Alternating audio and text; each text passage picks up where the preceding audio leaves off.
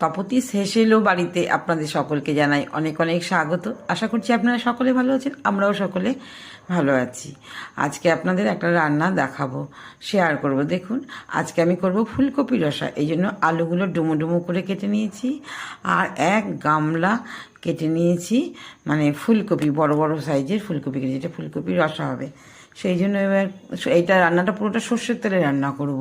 এই জন্য কড়াইতে সর্ষের তেল দিয়ে আলুগুলো হলুদ আর একটু নুন দিয়ে ভেজে নিচ্ছি লাল লাল করে।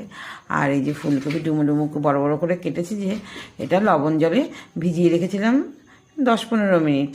তারপর জল থেকে তুলে নিয়ে এবার আমি এটা ভেজে নেব লাল করে। তার আগে শুনুন, আমি এখন কোথায় আছি? এখন এত মুখে হাসি কেন? আমি তো আছি এখন আমার দাদার বাড়িতে, দাদার রান্নাঘরে রান্না করছি। খুব আনন্দ হচ্ছে। দাদা দেওঘর থাকে, আমি দেওঘর গেছি, ওই তখন রান্না করতে দিয়েছে বৌদি, তাই আমি রান্না করছি। খুব মজা হচ্ছে জানুন না। আর সবাই মিলে একসঙ্গে হয়েছি না, খুব আনন্দ করে ফুলকপির রসা বানালাম। এবার আমি আলুগুলো তুলে নিলাম তেল থেকে, তারপর ফুলকপিগুলো ভেজে নিচ্ছি। আর এই রান্নায় ফুলকপিগুলো ভালো করে ভাজতে হবে, একদম লাল লাল করে ভেজে নিলে ভালো হয় খেতে। আমি একদম পুরো লাল লাল করে ফুলকপিগুলো ভেজে নিলাম। আর এতে মশলা কি দিয়েছেন জানেন? দিয়েছি কাজু বাদাম, পোস্ত, কাঁচা লঙ্কা, আদা, গোটা জিরে, টমেটো, এইসব একসঙ্গে পেস্ট করে নিয়েছি। ভালো মতন পেস্ট করে নিয়ে এবার কড়াইতে তেল, তেজপাতা আর গোটা গরম মশলা ফোড়ন দিয়ে মশলাটা কষিয়ে নিলাম। হলুদ দিলাম, লবণও দিয়েছি, আর এর মধ্যে একটু চিনিও দিয়েছি।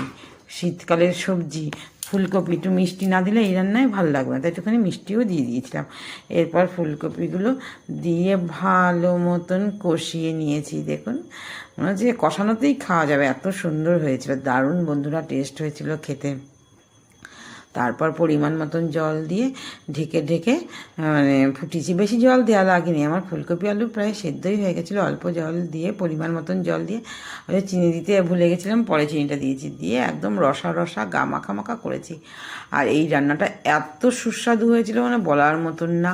এটা লুচি, রুটি, ভাত, ফ্রাইড রাইস সব কিছুর সঙ্গেই ভালো। তপতি শেষ এলো বাড়িতে আপনাদের সকলকে জানাই অনেক অনেক স্বাগত। আশা করছি আপনারা সকলে ভালো আছেন, আমরাও সকলে ভালো আছি। আজকে আপনাদের একটা রান্না দেখাবো, শেয়ার করব। দেখুন, আজকে আমি করব ফুলকপি রসা। এই জন্য আলুগুলো ডুমো ডুমো করে কেটে নিয়েছি, আর এক গামলা কেটে নিয়েছি মানে ফুলকপি, বড় বড় সাইজের ফুলকপি কেটে, যেটা ফুলকপি রসা হবে। সেই জন্য এবার এইটা রান্নাটা পুরোটা সর্ষের তেলে রান্না করব। এই জন্য কড়াইতে সর্ষের তেল দিয়ে আলুগুলো হলুদ আর একটু নুন দিয়ে ভেজে নিচ্ছি লাল লাল করে। আর এই যে ফুলকপি ডুমো ডুমো বড় বড় করে কেটেছি, যে এটা লবণ জলে